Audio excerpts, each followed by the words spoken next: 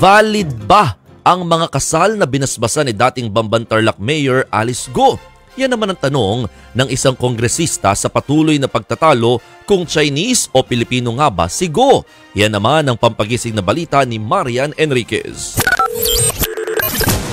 Sakaling mapatunayan ngang hindi Pilipino si dating Bamban Tarlac Mayor Alice Go, paano ang mga binasbasan niyang kasal kung hindi naman pala siya otorisadong gawin ito? Yan ang tanong ni 4Ps Party List Representative JC Abalos sa plenary debates ng budget sa Kamara. Kasi nakalagay po sa ating batas na kung walang authority to solemnize ang isang solemnizing officer sa isang kasal, void po ang kasal. So ang ibig sabihin po nito, magiging void na rin po ba lahat ng mga Pilipinong ikinasal niya?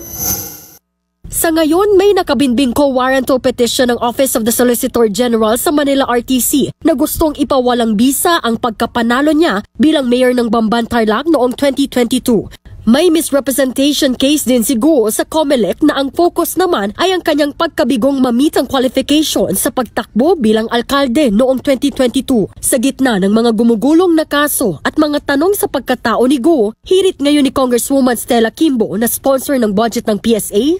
So one step at a time, sabi ng ating Philippine Statistics Authority. Sa ngayon po ay they are in the process of canceling ito pong birth certificate ni Alice Go.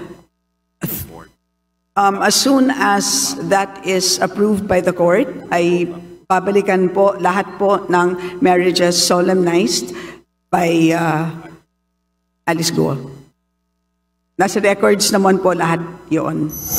Kung si Interior Secretary Benher Abalos ang tatanungin, void o walang bisa ang ikinasal nang hindi otorisadong magkasal base sa family code. Pero tingin ng kalihim, may pwede raw remedyo rito.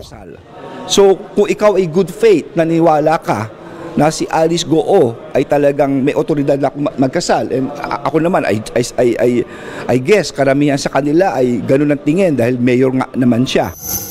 Sa ngayon, tinitignan pa ng Philippine Statistics Authority kung ilan ang ikinasal ni Go. Nagbabalita mula sa Frontline, Marian Enriquez, News 5.